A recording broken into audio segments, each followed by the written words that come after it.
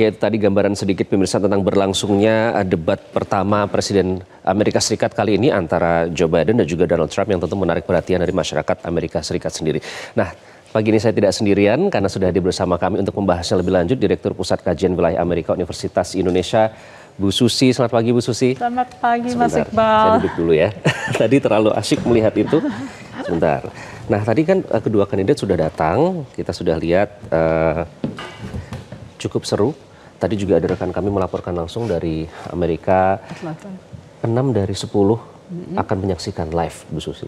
Artinya ini kan antusiasmenya begitu besar ya setelah 4 tahun, dan tentunya masing-masing juga sudah dibilang katanya memiliki amunisi sendiri-sendiri, masing-masing kandidat memiliki track record yang terkait dengan skandal.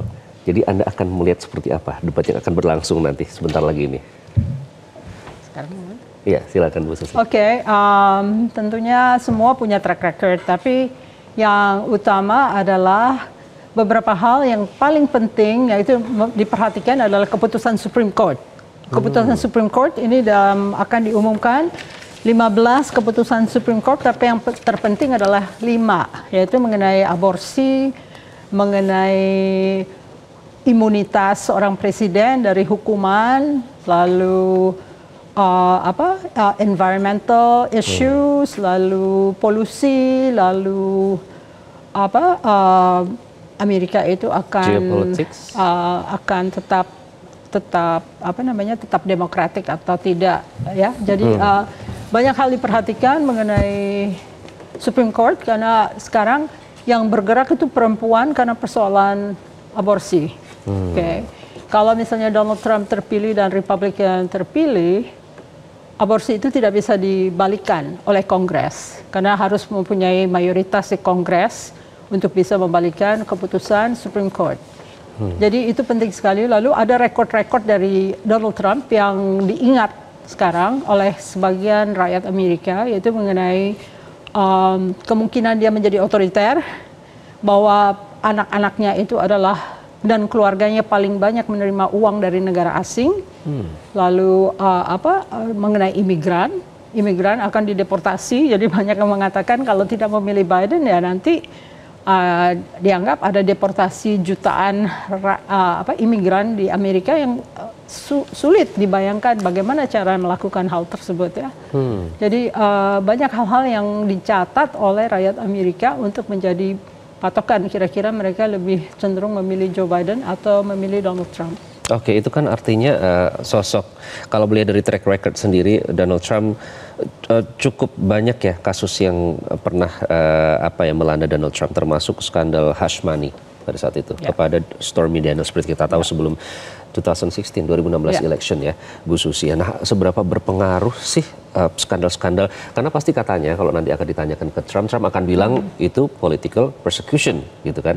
Nah, seberapa berpengaruh ini nanti akan kira-kira pada saat debat, terutama bagi para swing voters, melihat apakah dia bisa meyakinkan atau orang tetap akan fokus ke skandal-skandal itu? Nah, ini tergantung kepada keputusan Supreme Court. Ini diskusi ini sebelum terjadinya keputusan yang final dari Supreme Court mengenai imunitas seorang presiden. Jadi pengacara Donald Trump mengupayakan ada elemen di dalam konstitusi Amerika yang menyatakan presiden itu imun dari hukuman. Karena ada bagian dari konstitusi Amerika menyatakan itu kecuali ada rasa ketakutan. Itu pertama, kalau misalnya imun, artinya ada seorang presiden yang kalah suatu waktu di masa yang akan datang akan membalas dengan melakukan hal yang sama. Atau presiden yang berbuat kesalahan mengampuni dirinya sebelum dia turun. Jadi ada moral hazard ya untuk meloloskan hukuman kepada seorang mantan presiden karena kemungkinan ketakutan itu muncul. Supreme Court ini keputusannya akan kapan keluar? Dalam minggu depan ini, dalam minggu depan. Jadi Senin sampai hari Rabu biasanya. Waktunya sangat krusial sekali ya berarti sangat krusial. 15 yang akan diputuskan oleh Supreme Court, tapi 5 yang paling penting, yaitu aborsi, yaitu imunitas, lalu hush money dan sebagainya itu. Soal imunitas, ini berarti kita kalau Trump kita berbicara soal capital riot ya. kerusuhan yang terjadi di The Capitol January pada saat 6. itu, January 6, 6 Januari pada saat itu. Sementara kalau Joe Biden tentu saja kita berbicara soal dugaan kejahatan perang yang dilakukan oleh Israel dan selama ini didukung secara persenjataan oleh Amerika Serikat yang meskipun menolak ya keputusan dari ICC maupun ICJ. Nah ini berarti terlepas dari keputusan Supreme Court tersebut, apakah ini akan menjadi isu utama atau nanti yang menjadi amunisi yang digunakan oleh masing-masing kandidat dalam debat, atau sebenarnya kita masih ada harapan bahwa ini akan membicarakan soal kebijakan atau policy? Masalahnya tergantung masyarakat Amerika. Masyarakat Amerika sekarang sedang fokus ya kepada donasi-donasi dari AIPAC, yaitu lobby dari Israel. Jadi itu yang lebih mengena oleh mereka. Karena congressman yang tidak didanai atau kalah didanai oleh AIPAC biasanya kalah. Oke. Yeah. Jadi untuk Joe Biden juga berat untuk dia memihak kepada partainya. Dia harus menjaga agar partainya tetap menang. Artinya kepentingan Israel harus dijaga gitu ya, karena dia adalah donatur, penyumbang dana dari semua kandidat Demokrat juga. Okay. Jadi berat untuk bisa melihat bagaimana nantinya ya. Betul. Ya. Jadi cengkeraman AIPAC itu masih kuat ya. Ini adalah donatur yang mengendorse sebagian besar politisi yang ada baik di Republikan maupun Demokrat, atau secara komposisi bagaimana Bu Susi? Secara umum semua menerima uang, malah dari jutaan AIPAC, ya? dolar. Malah senator Demokrat juga menerima uang dari AIPAC. Yang pernah menganalisis ini sebetulnya John Mearsheimer dengan Stephen Walt. Dia menulis buku tentang lobby Israel. Mereka yang sangat kritis, dan sebagian rakyat Amerika sudah memahami bahwa kemarin ini kalah Bowman di New York dengan Latimer.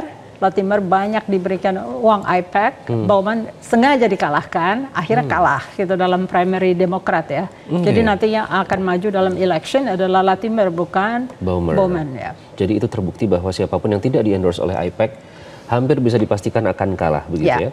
Kurang lebih gitu. Soal debat nanti Bu Susi, kita tentunya berharap, dan tentunya masyarakat Amerika ya yang selama ini selalu memonitor perkembangan geopolitik, dan mereka selalu selama ini kemana sih uang kami, uang pajak kami ini akan digunakan, itu kan menjadi perhatian tersendiri. Nah seberapa besar ini akan menjadi apa ya nanti, karena CNN juga belum merilis ya pertanyaannya itu tentang apa, topik utama tentang apa. Tapi nanti kira-kira apa yang akan lebih diangkat dalam debat kali ini? Jelas ya, kalau Jack Tapper dengan si Dana Bash itu agak leaning Democratic ya. Betul. Kalau Tapper masih kadang-kadang masih bisa berpihak pada kanan. Jadi ini adalah debat pertama yang tidak dilakukan oleh Commission on Presidential Debates ya. Jadi ini diserahkan kepada TV.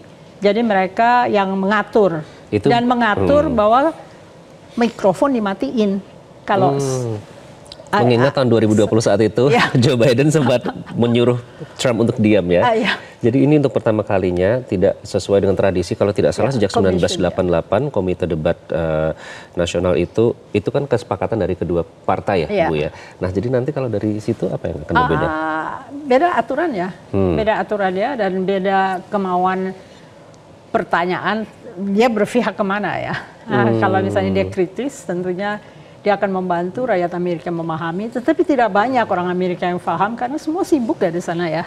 Sibuk menghidupi diri sendiri karena hidup kan cukup sibuk ya untuk orang memperhatikan election. Kadang-kadang untuk mencari TPS-nya aja susah. Kalau di sini kan udah jelas TPS RT RW ya, ketahuan. Kalau di Amerika mencari TPS susah, dan untuk sebagian negara bagian seperti di Texas sudah tidak ada box-box yang untuk ballot box dimasukin di jalan-jalan gitu. Cuman ada beberapa biji dan dibatasi.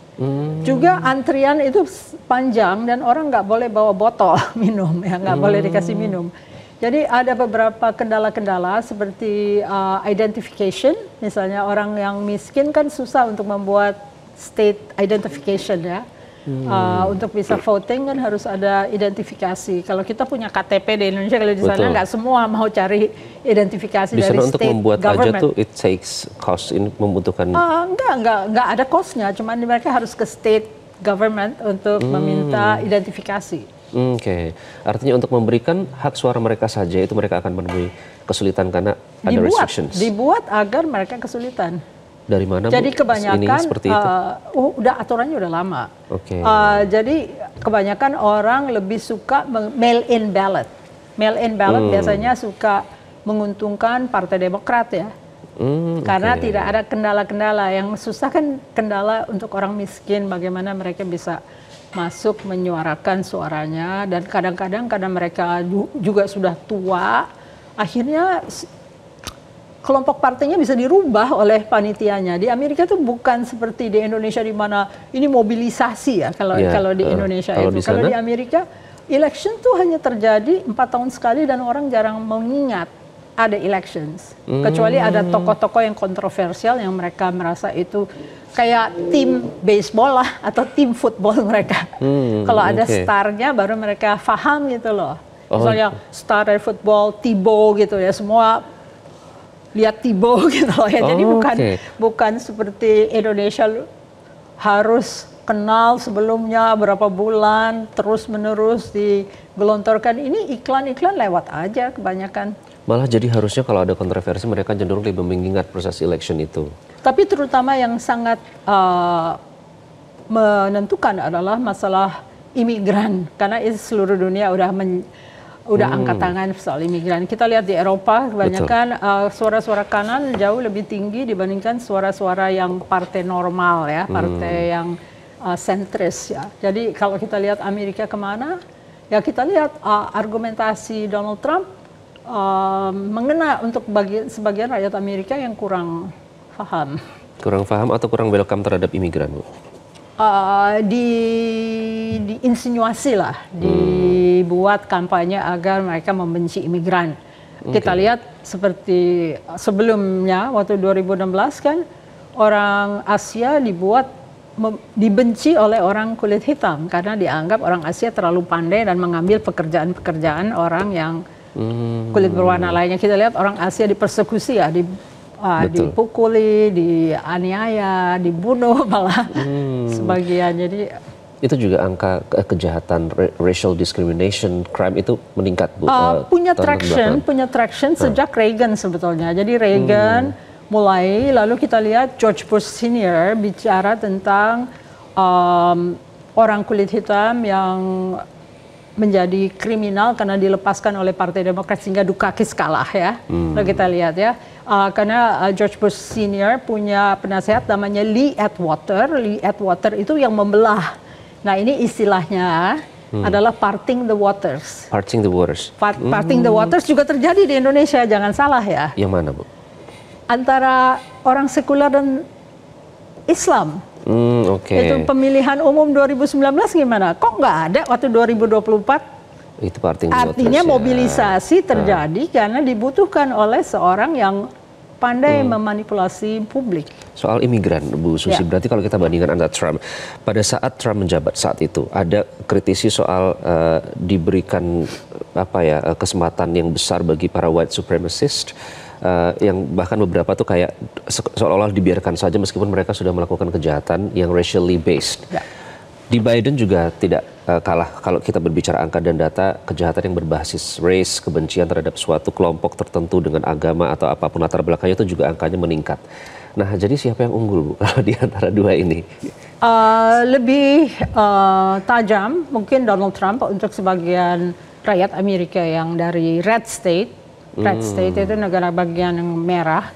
Karena sebenarnya Partai Demokrat lalai menghimpun suara untuk state council.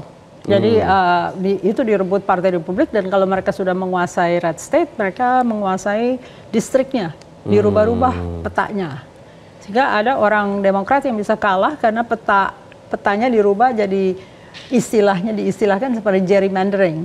Gerrymandering. Jadi bisa kecil, bisa besar, tergantung siapa yang memutuskan pada saat mereka memilih gubernur dan memilih council-nya ya. Seperti sekarang di Indonesia DPRD-nya dikuasai siapa gitu. Tergantung di situ ya, nanti akan ketahuan di maps-nya itu ya. Betul. Baik, nanti kita akan bahas lebih lanjut, Bu Susi, karena menarik ya. Ini ternyata untuk menentukan secara mekanisme dan teknis berbeda, mereka harus melemparkan koin undian untuk menentukan siapa yang berada di podium, kemudian siapa juga yang akan memberikan closing statement. Tapi yang lebih penting, apakah ini nanti bisa mempengaruhi para swing voters yang kira-kira belum yakin Atau ini jangan-jangan hanya hiburan semata, mereka ingin melihat seperti apa nanti Trump melawan Biden. Nanti kita akan bahas lebih lanjut.